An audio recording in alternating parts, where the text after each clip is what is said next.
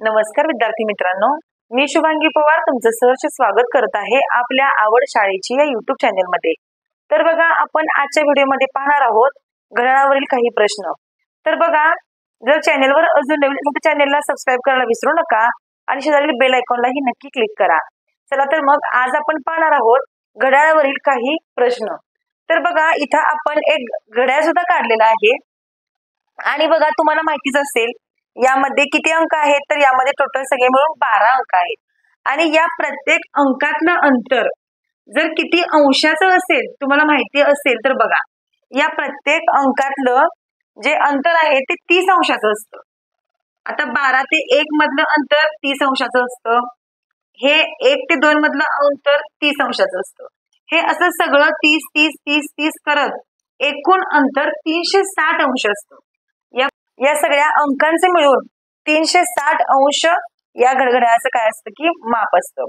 तर बघा, आता यावर आपल्याला काही प्रश्न आहेत, एकदम सोपे आहेत। यावरील सर्व बेसिक माहिती आपण मागील व्हिडिओमध्ये पाहिलेली आहे।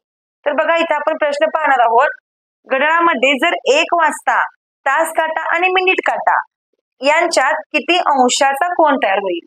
आता समजा घड्याळामध्ये 1 वाजला आहे, तर 1 वाजता हा तास काटा आणि हा मिनिट काटा यांच्यामध्ये किती अंशाचा कोन तयार होईल विचारलेला आहे। तुम्हाला मी आता सांगितलेलं आहे, या प्रत्येक अंकामध्ये 30 अंशाचा कोन असतो, 30 अंशाचं माप असतं। आता 1 वाजता विचारले, तुम्ही फक्त या 1 ला गुणिले 30 करा, किंवा इथं आपण बघितल्या सांगू शकतो की 1 वाजता किती अंशाचा कोन आहे, तर 30 अंशाचा कोन आहे। तुम्ही 1 गुणिले 30 जर किती, तर आपलं उत्तर 30 अंश येणार आहे। म्हणजे 1 वाजता तास काटा आणि मिनिट काटा यांच्यामध्ये 30 अंशाचा कोन तयार होईल। एकदम सोपं आहे। जर तुम्हाला विचारलं इथं 2 वाजले असतील, जर 2 वाजले असतील तर तास काटा आणि मिनिट काटा यांच्यामध्ये किती अंशाचा कोन तयार होईल। आता हे आपण पटकन सांगू शकतो, ही 30 मिनिटं आणि ही 30 मिनिटं झाली 60 मिनिटं। तुम्ही याला 2 गुणिले 30 असं सुद्धा करू शकता आणि याचं उत्तर येतं 60 अंश। एकदम सोपं आहे। आता जर समजा घड्याळामध्ये 3 वाजले असतील, तर बघा इथं हे 30 हे 30 आणि हे 30 90 अंशाचा कोन तयार होईल। तुम्ही याला 3 गुणिले 30 असं सुद्धा करू शकता, 90 अंशाचा कोन तयार होतो। आता बघा, जर तुम्हाला सांगितलं की घड्याळामध्ये जर 6 वाजले असतील, जर 6 वाजले असतील तर तास काटा आणि मिनिट काटा यांच्यामध्ये किती अंशाचा कोन तयार होईल। आता बघा, हे 30 हे 30 हे 30 हे 30 हे 30 आणि हे 30, तर सगळे मिळून किती होतात, तर आपण काय करू शकतो, 6 गुणिले 30 करू शकतो, साइन त्रिक 18 180 अंश। तर बघा, घड्याळामध्ये जर 6 वाजले असतील तर तास काटा आणि मिनिट काटा यांच्यामध्ये 180 अंशाचा कोन तयार होईल। आता जर तुमचं उत्तर 180च्या पुढे आलं तर तुम्ही ते 360 मधून मायनस करू शकता। आता बघा, जर 8 वाजले असतील, जर घड्याळामध्ये 8 वाजले असतील तर तास काटा आणि मिनिट काटा यांच्यामध्ये किती अंशाचा कोन तयार होईल हे आपल्याला काढायचं आहे। तर काय करणार आहोत आपण बघा, तर बघा आपण इथं 8 गुणिले 30 करूया। आता 8 त्रिक 24 झाले आणि वरचा 0 240 झाले। आता हे आपण 360 मधून मायनस करूया, 360 मधून आपण हे 240 मायनस करायचं। लक्षात ठेवा, जर तुमचं उत्तर 180च्या पुढे आलं तर तुम्ही ते उत्तर 360 मधून फक्त मायनस करायचंय। 0 इथं 2 आणि इकडं 1 म्हणजे 120, म्हणजेच 120 अंशाचा कोन तयार होणार आहे। जर घड्याळामध्ये 8 वाजले असतील तर 120 अंशाचा कोन तयार होईल। आता जर समजा तुम्हाला इथं मिनिटं पण दिली, आता हे आपल्याला काय केलेलं आहे, फक्त तास दिलेला आहे।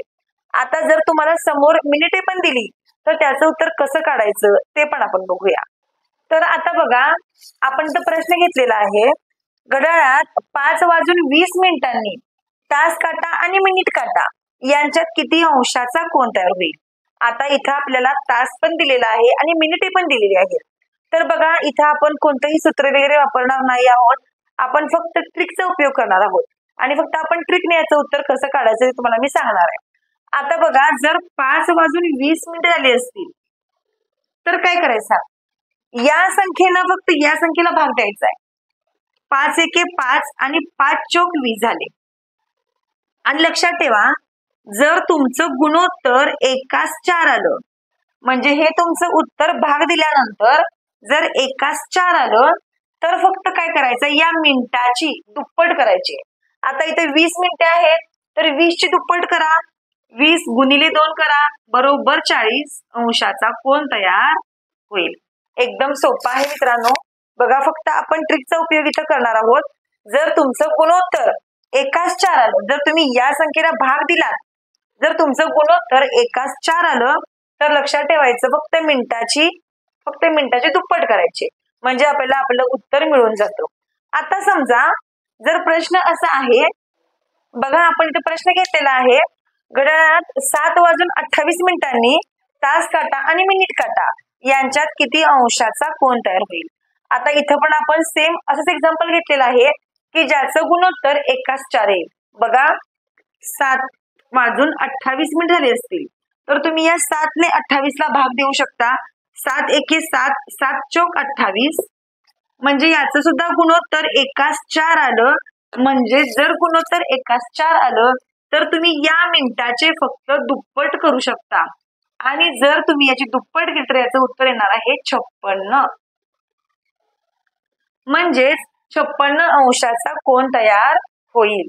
आता आपण पुढचे एक्झाम्पल घेऊया. आता बघा, इथे आपण प्रश्न घेतलेला आहे, घड्याळात 10:50 तास काटा आणि मिनिट काटा यांच्यात किती अंशाचा कोन तयार होईल? आता बघा, आपण ते 10:50 इथं लिहिलं. आता पण आपल्याला सेम तीच करायची प्रोसेस. 10 ने या 50 ला आपल्याला भाग द्यायचा आहे. 10 एके 10 आणि 10 ए 5 50, म्हणजे एकास 5 असं आपलं गुणोत्तर आले. मगाशी आलं होतं एकास 4. जर एकास 4 गुणोत्तर आलं तर तुम्हाला सांगितलं होतं की मिनिटाचे दुप्पट करा. आता काय करायचंय? जर एकास 5 गुणोत्तर आलं, एकास 5 गुणोत्तर जर आलं तर फक्त या मिनिटाचे अर्धे करायचे. किती सोपं आहे बघा. 50 चे अर्धे झाले 25, म्हणजेच 25 अंशाचा कोन तयार होईल. जर तुम्ही सूत्राप्रमाणे जर याचं उत्तर काढलं तर तुमचं उत्तर सेम असंच येणार आहे. म्हणजेच की जर एकास 5 गुणोत्तर आलं तर फक्त मिनिटाचे अर्धे करा, तुम्हाला तुमचं उत्तर मिळून जातं. आता आपण पुढचा प्रश्न बघूया. आता बघा, आपला प्रश्न काय आहे, घड्याळात जर 4:20 तास काटा आणि मिनिट काटा यांच्यात किती अंशाचा कोन तयार होईल? आता बघा, 4 वाजून झालेले आहेत 20 मिनिटे. याला पण आपण भाग देऊया. 4 एके 4 आणि 4 पंचे 20. गुणोत्तर आलं एकास 5. तुम्हाला सांगितलेलं आहे जर गुणोत्तर एकास 5 आलं तर फक्त या मिनिटाचे अर्धे करा, म्हणजेच उत्तर येणार आहे 10 अंश. म्हणजेच 10 अंशाचा कोन तयार होणार आहे. आता आपण पुढचा प्रश्न बघूया.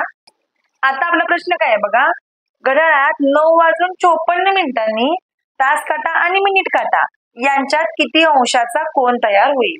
आता बघा, इथं 9 वाजून झालेले आहेत 54 मिनिटे. आता इथं पण आपण 9 ने 54 ला भाग देऊया. 9 एके 9 आणि 9 सख्ख 54, म्हणजे गुणोत्तर आलं एकास 6.